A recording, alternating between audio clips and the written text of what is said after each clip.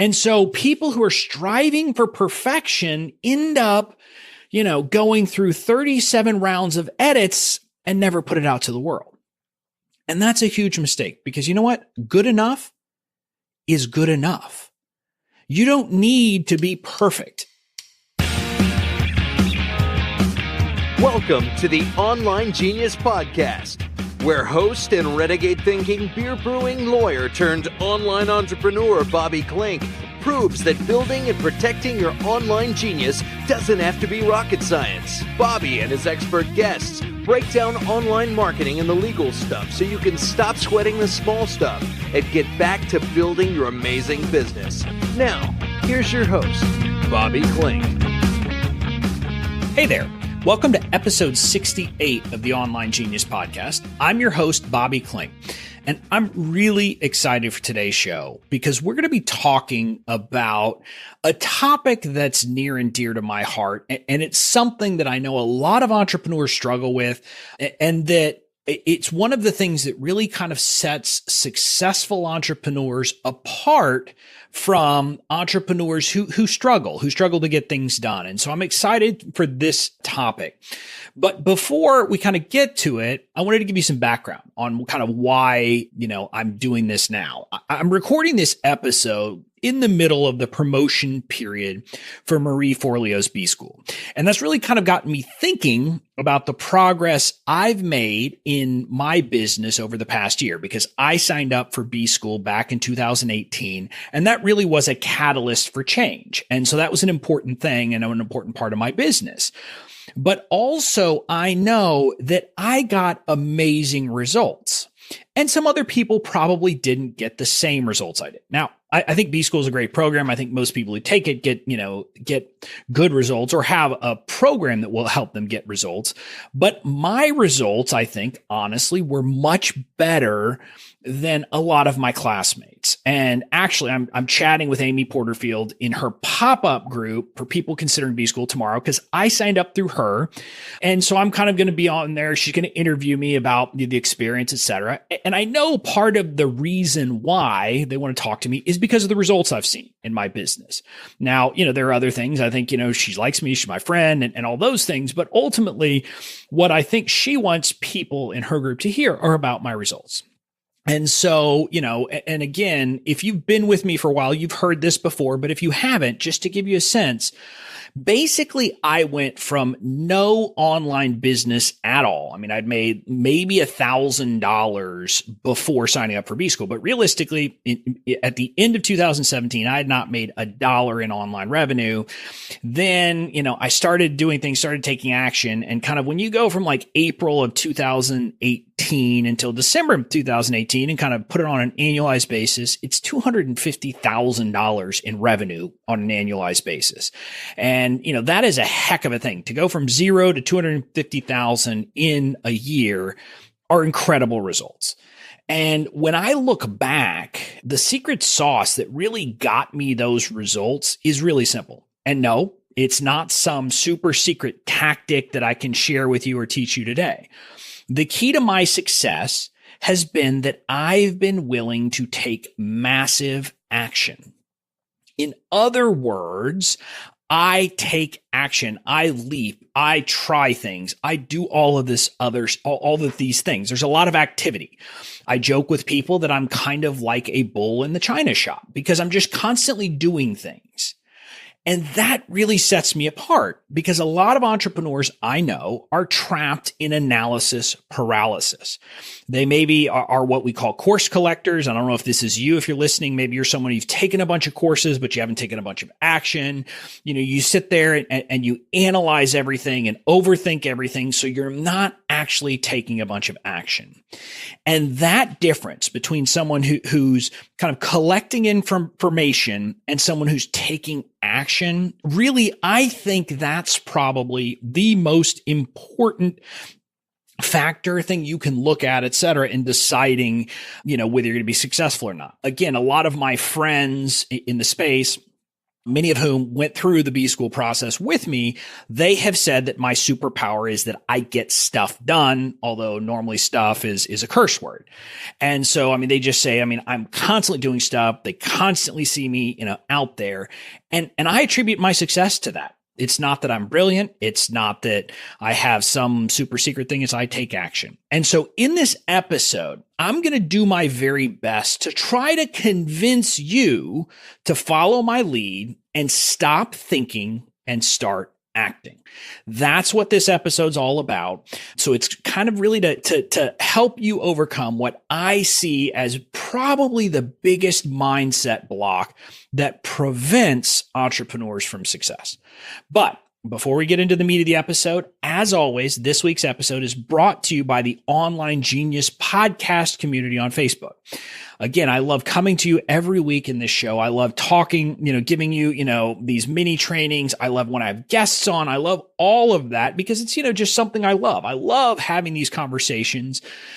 But what I really like are actual conversations, meaning let's talk to each other, not just me talking at you. And that's what happens in the Online Genius podcast community on Facebook. You go over there, you'll see conversations with me, you'll see conversations with other people. Sometimes it's about the legal stuff. Sometimes it's about the stuff that, we're talking about on this podcast, the marketing stuff. There's a lot of conversations happening in that group. It's also where I do, extra trainings. It's where, you can get questions answered, etc. So, it really is a great resource if you want to build a business for the long term. So all you have to do is go to youronlinegenius.com/community, and it'll take you to the place on the Facebook page. You can join the group absolutely free, and you can start asking me questions. We can interact, and we can really have a two-way conversation. So again, head on over to youronlinegenius.com/community and join us over there in the online community. With that, let's dive in. Now, there's a few different pieces that we need to talk about. And some of these maybe you've heard before. And, I think some of this will, maybe I'll put it in a way that is different from how you've heard it before. And so it'll resonate and really get through to you. That's my hope. But some of it, I think, is some things you maybe haven't thought of before. But the first thing that you need to do is it's something you have to stop doing. You have to stop seeking perfection.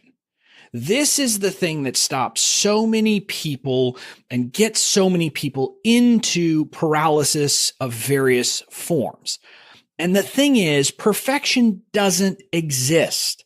You will never have perfect. You could spend the rest of the year working on one thing and it's not going to be perfect. Sorry. Maybe that's a newsflash you don't want to hear. But the reality is you're never going to get perfect, because you could always make it better. And so people who are striving for perfection end up, going through 37 rounds of edits and never put it out to the world. And that's a huge mistake, because you know what? Good enough is good enough. You don't need to be perfect. Now, my friend Amy Porterfield talks about Brooke Castillo, who says, I think it's Brooke Castillo, who says B- work is good enough. I, like Amy, I'm not someone who's okay with B- work, but I like some other quote. I like this quote. Look, maybe it's because I'm a guy and, I like these kinds of things, but General Patton said this: a good plan violently executed now is better than a perfect plan next week. In other words, the advantage of doing something today versus in the future is huge.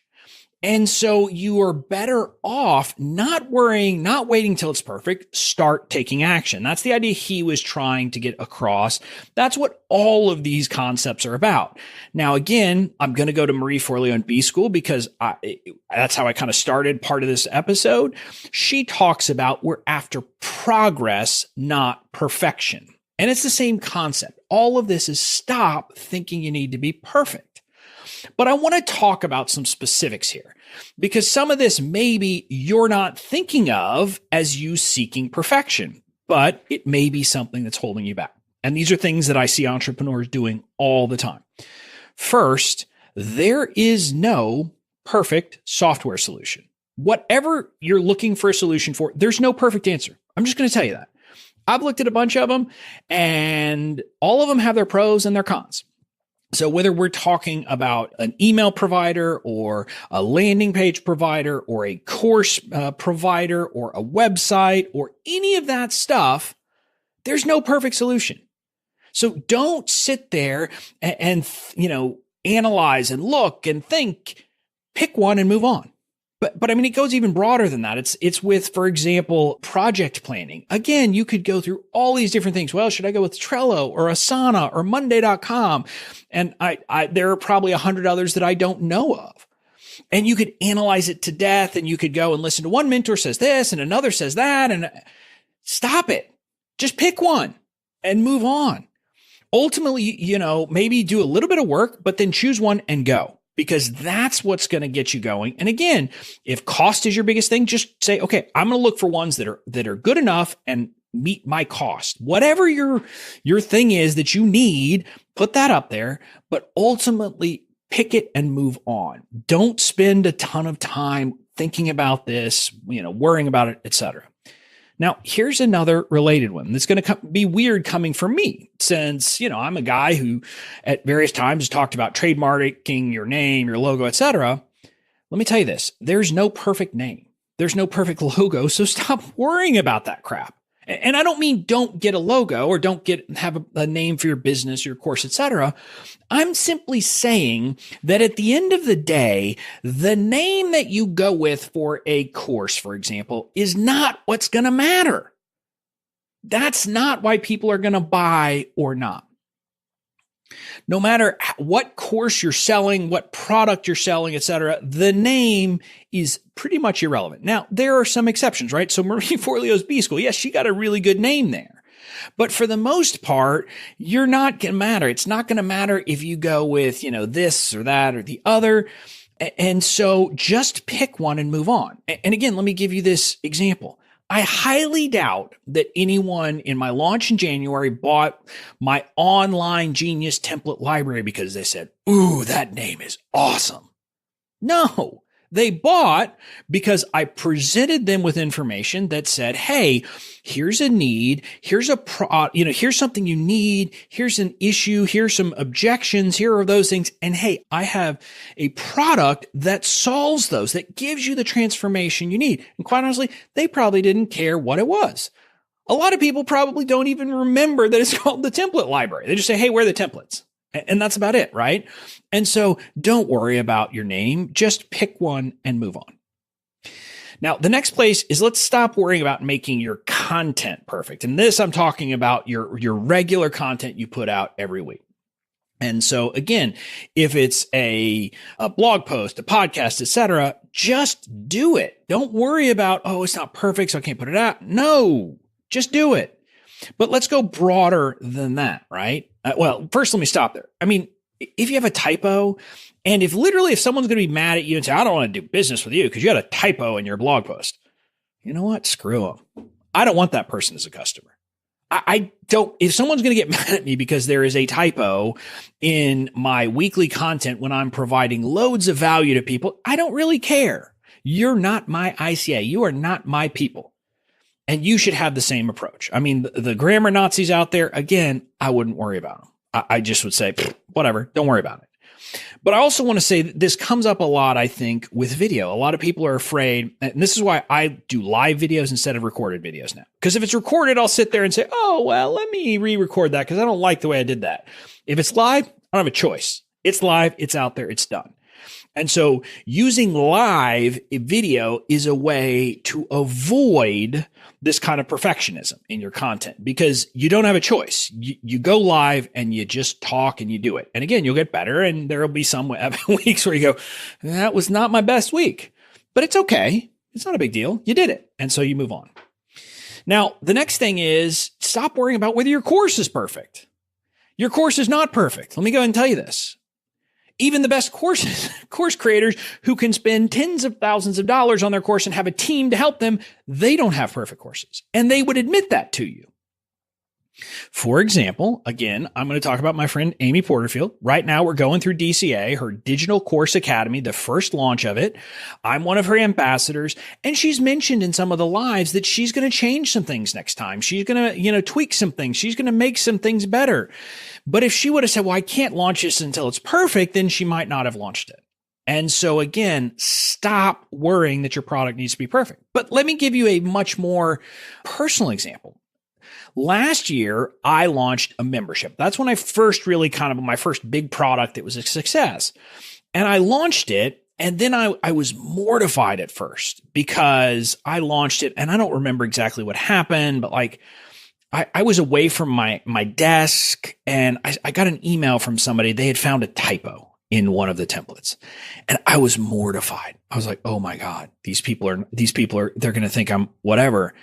And so I responded apologizing. And the woman wrote back, said, you put out an amazing amount of content here and it's fantastic. Of course, you're going to have a typo or two. So I give that to you to have a sense. We're often worried that our customers are going to be like, oh, I don't like this person because they have a typo.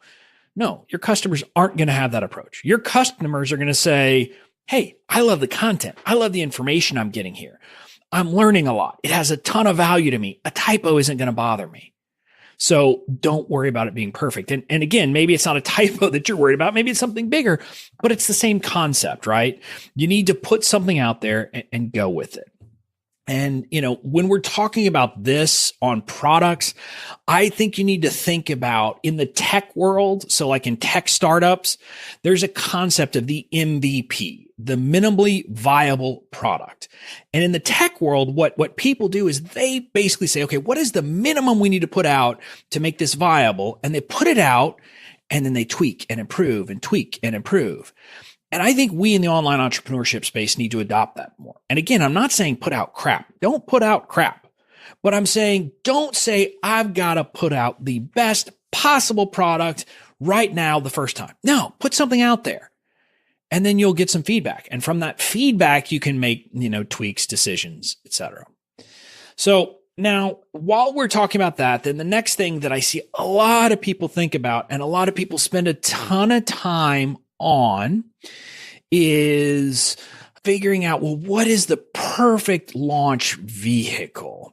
How should I, do it? Should I use a webinar, or should I use a product launch formula, the video series, or should I, do a challenge, or should I do this? And they'll sit there and they will spend weeks, months analyzing it. You know what? That's a big mistake. There is no perfect launch vehicle. Now, there may be one that's better for you than the others, and you'll find that over time. But the reality is the different launch vehicles are just different ways of doing the same thing. So just pick one, do a good job at that one, and then move on. And so again, but let me say the same thing. Like if you pick webinars, don't then say, okay, well, now I'm going to spend 3 months creating a webinar. That's a mistake too. You should create a webinar and then you'll get feedback. And then from there you can go and improve, etc. But don't wait till it's perfect. And while we're talking about launching, don't worry about a perfect time to launch. There's no perfect time to launch. And there aren't a lot of really bad times to launch, other than maybe if you were trying to do it like the week before Christmas. That's probably not a good time. But for the most part, there's no good time, no bad time. Just launch. Just do it. So, these are some examples, but the point of this discussion is all of this worrying about being perfect. What's the best? That's holding you back. And while you're doing that, while you're thinking about that, while you're trying to analyze that, you're not actually making progress and moving your business forward. And in those 4 months that you sat there and analyzed it, you could have launched, gotten some information, made some improvements, launched again, and you could be way further down the line. And that actually takes me to the next kind of big concept, next big point I want to make. And that is that maybe this will be a reframe that will help you to get over the perfection. You should treat your business as if you are a scientist experimenting. Now, if you're someone who says, oh, I didn't like science, I didn't like math, don't worry, I'm not going to, get into really rigorous science here. But the important thing is that a scientist doesn't think of, hey, I have to develop a perfect, experiment and get a perfect result every time. No, they say, I'm going to experiment and see what happens. And then from that, no matter what happens, I will learn, right? So there is no failure. when you're like an experimental scientist. You learn something no matter what. And that is kind of where you're going to start to really build this. Now, and I have to be honest here, because I like being candid. It's a bit unfair for me to talk about this because I am an INTJ on the Myers-Briggs scale.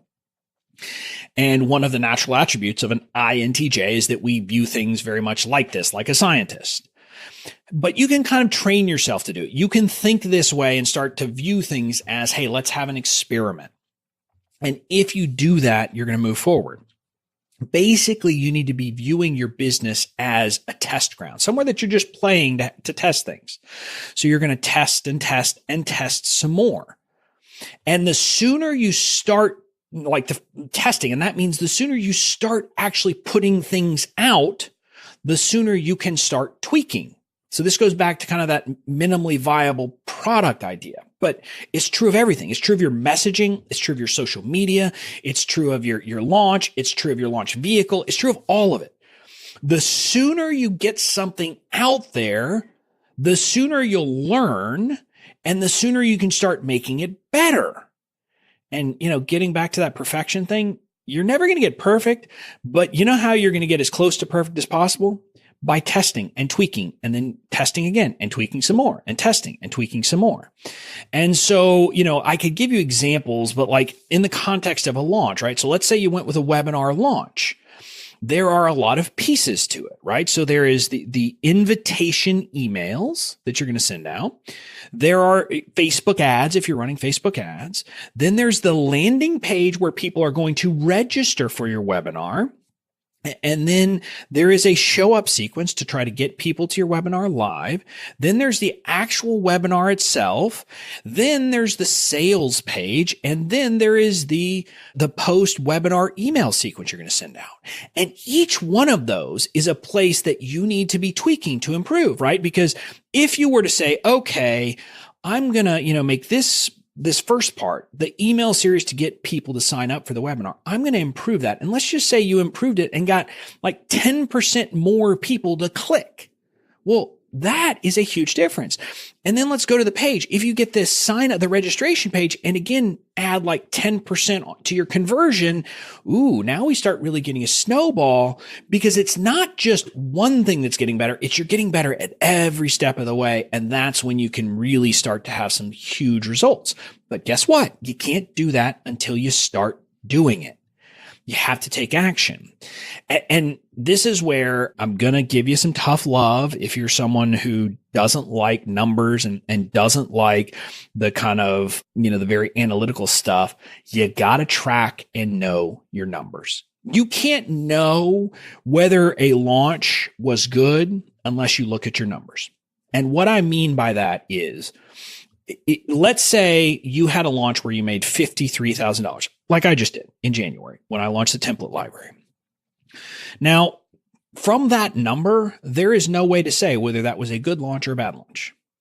And the reason why I say that is because, so it's $1,000 product. So let's say, so that means just say 53 sales, or let's put it at 50. Let's say 50 sales for easy numbers. Well, if I had 100 people go through the process and that's it, that would be a heck of a launch. That'd be like, whoa, 50% of the people who go through this launch are buying. Let's pour as many people as we can through this launch, right? That would be the thing you would know if you know that number.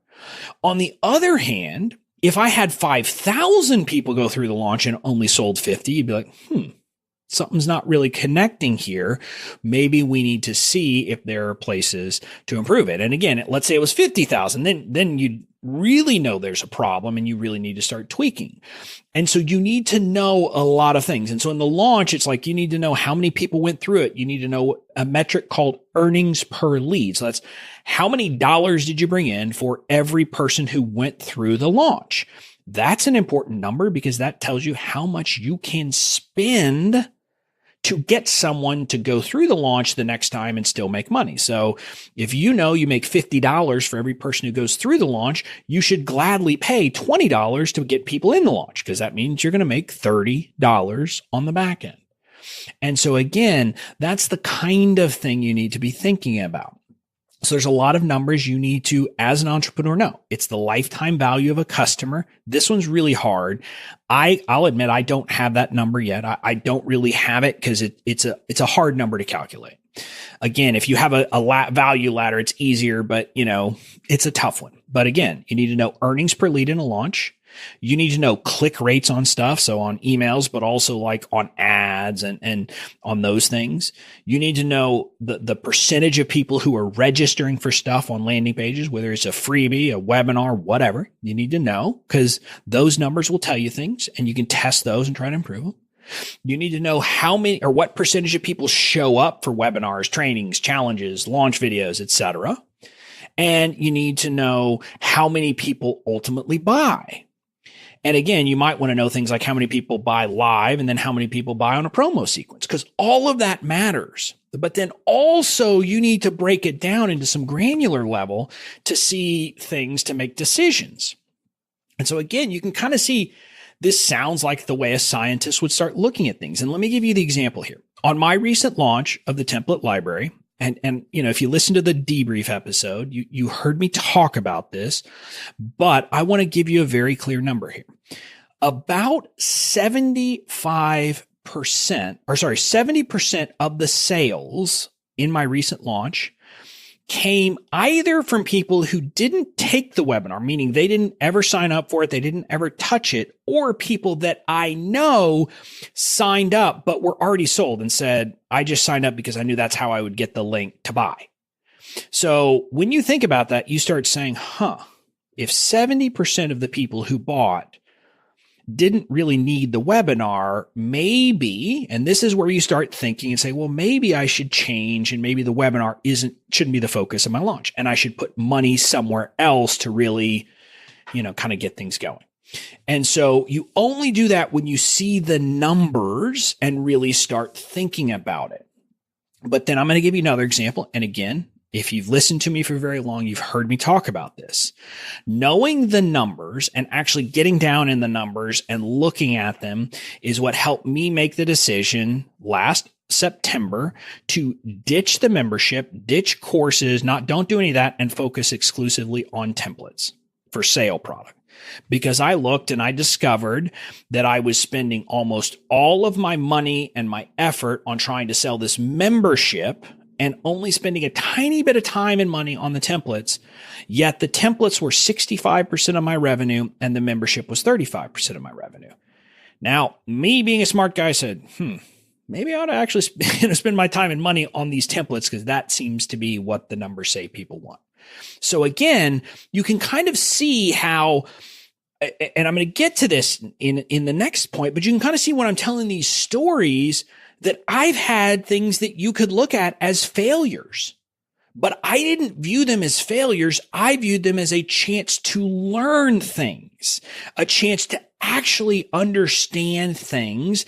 And from that, because I was tracking the numbers, because I was looking at the numbers, because I was doing all of that, and because I was just taking action like a bull in a china shop. Like I said, some of the stuff I was breaking stuff sometimes. Other times I was stumbling onto gold. And I was able to get through it and get to the point where I was actually making a significant headway. But that then takes me to the next point, the next big point, which is that you have to be willing to embrace failure. Now, one of my mentors, James Wedmore, says that there's no such thing as failure. That's a construct. It's only in your mind, but I'm not there yet. Right. So I'm still someone who says, hey, depending on how you define the word fail, you will have things that will look like failures by that definition. And all of us will, right? If you don't ever fail, by this, I mean, if you don't ever, if there's never a time that you have something that's not successful, that you don't hit your numbers, that et cetera, it means that you're not doing enough. Because it means that you're not actually out there trying hard enough. So, you're going to create products that aren't going to be successful, that you're going to have to ditch. Some of them quickly, some of them after a while. You're going to have launches that aren't going to hit the numbers that you wanted to hit. You'll put out content that people aren't going to respond to or like. And you're going to make mistakes on social media. You're going to send emails that people don't like. All of that is going to happen. And what I'm going to tell you is in the way we think of failures, yes, you're going to fail, but don't think of it as a failure because it's not. And again, there's a couple of pieces here. Number one, you have to remember that you're going to miss 100% of the shots you don't take. In other words, if you don't ever put it out there and put yourself at risk of failing, you're never going to have success. So you have to shift your mindset.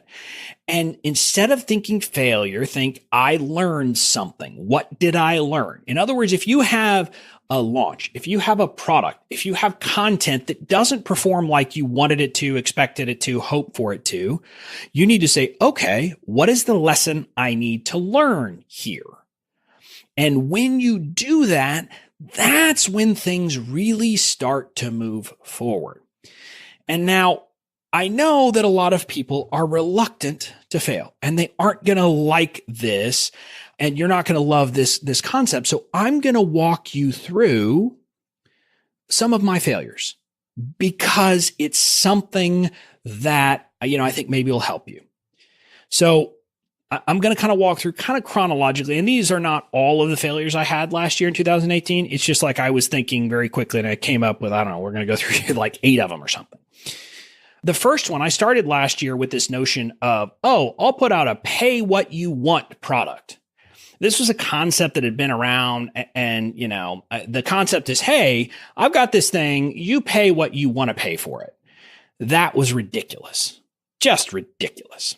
I learned some things from it, among other things. If you're not getting paid enough for something, your heart's not going to be in it. You're not going to like it. You're going to be, like mad about showing up and doing it. And so you can't do that. That was just a ridiculous thing for me to do.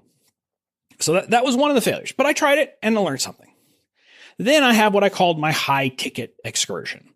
I signed up for a group coaching program to coach me on how to create a high ticket offer. Now, there was a lot of problems with that, but ultimately the problem was, as a lawyer, I don't need someone to teach me how to have a high ticket product. By nature, if someone wants to hire me, it's a high ticket product. And so that didn't make a lot of sense. I spent between signing up and paying for ads and doing all the other different things and software I signed up for through that, et cetera. I think I spent about $15K and I made 0 sales and I made nothing out of it. So that was a $15,000 learning experience. But again, I learned through the process some things about me, some things about my market, et cetera, that I took from again, it had me have this realization. High ticket is not my blue ocean. My blue ocean is coming up with a, affordable legal solution. That's where, the blue ocean is in doing this stuff. And so that was part of it. Again, I also learned that if and when I get to the point of selling a high ticket thing in the future, I'm going to need some serious mindset work and training around, the sales process, because I'm not comfortable with, getting on the phone and making a sale. So I learned that about myself. Now, let's talk about, so the next piece, I launched a membership site. I've talked about this, so I'm not going to spend a ton of time about it, but I thought, hey, this membership site's a great idea. And it was successful in the sense that I made money, but it was not the right model, realistically looking back. And I learned that. But then there were some mistakes I made along the way with the membership model that were kind of crazy. Like after I launched it, I then started doing weekly webinars and trying to market that to cold traffic. That was just insane. The cost to get a lead into the funnel was crazy. Then people, weren't showing up. I was doing weekly webinars for like between 2 and 4 people, meaning that's how many people would show up live. I think I had one where literally one person showed up. Let me tell you, it is not easy to get up for a webinar where you got 1 or 2 people there. It's going to be hard. And so that was not a good plan. I should not have been doing these weekly webinars, but I had heard, this is what you do. You do weekly webinars. And so I was doing that. And it was the cold traffic, et cetera. But again, I learned things from it. So I learned cold traffic was going to be hard because every once in a while, say like once every couple of months, I would invite my warm audience to these webinars. And when those happened, guess what? I made money. When I did that, I would make good money. And so I said, okay, I'm learning some things here. So that was part of it. Then at one point, I shifted my membership model to a true month-to-month membership.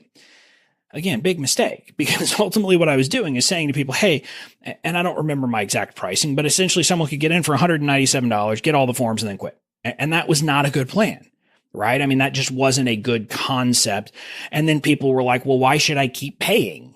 So, there was these issues, and I learned that, but I made that mistake. And then, I had this short-lived idea that I was going to create courses, literally did some course validation calls. And this is about the time I finally really looked at my numbers and said, no, I need to focus on templates. But I put in a bunch of effort, time, et cetera, in that piece as well. So that was all on developing things, et cetera.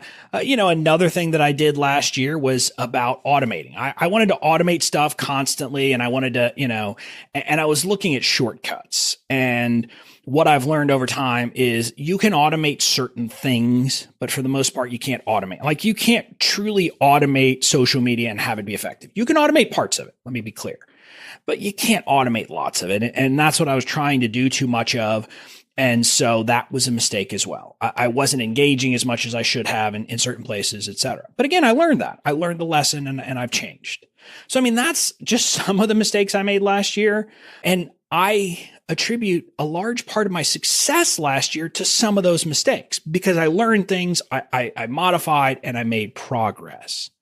So, that's examples from my life. But again, you don't have to believe me. You've heard all kinds of uber successful entrepreneurs talk about this. There's the famous Edison quote that he didn't, fail 10,000 times before he created the light bulb. He simply learned 10,000 ways that wouldn't work. It's the same concept. All you're doing is learning. But again, you could listen to, people like Amy Porterfield, who talks about how her first product launch, she, I think, lost money on, but even if she made money, it was not successful.